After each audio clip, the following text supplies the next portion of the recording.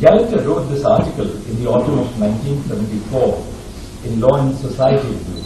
What he said in 1974 is perhaps even true today. My colleagues in the Supreme Court who are with us this morning will tell you, every day of our lives as judges we see how the legal process can be misused to subserve the interests of those who are resourced as against those who lack resources. That is, I think, the challenge which we have. We should be doing something as judges, as court administrators, as lawyers to not perpetuate a cycle where the privileged maintain their dominance. My friend and Harvard Law professor, Professor David Wilkins, recently has made an insightful observation that technology also disrupts established power structures, as seen in the music industry's transformation. While big players still exist, technology has reshaped the music industry, allowing for new entrants and services.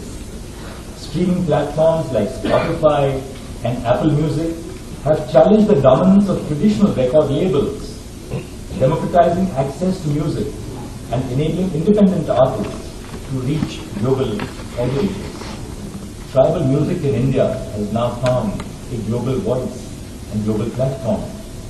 Similarly, in the legal domain, the adoption of AI might accentuate inequality by favoring those with access to advanced technology.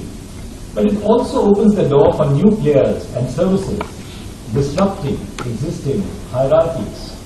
That is one of the reasons why in the eCourts project we are increasingly turning to open APIs so that we expose our data to startups, to new ventures who want to use that data for providing efficiency in the legal system. The adoption of the hybrid mode hearings by the Supreme Court of India represents a significant shift in the country's judicial landscape, with far-reaching implications for access to justice in the legal profession.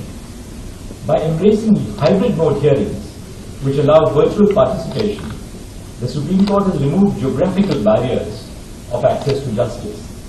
Lawyers from any corner of the country can represent their clients before the highest court without the need for expensive and time-consuming travel to the capital. This has democratized the access to the Supreme Court of India. Above all, it has given an insight into what the Supreme Court does in its work to citizens across the nation.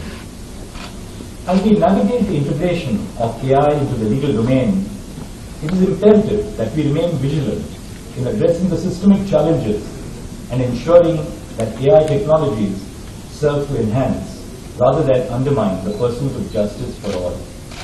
By embracing collaboration and fostering international cooperation, we establish a framework that promotes the responsible and ethical use of AI technologies across borders.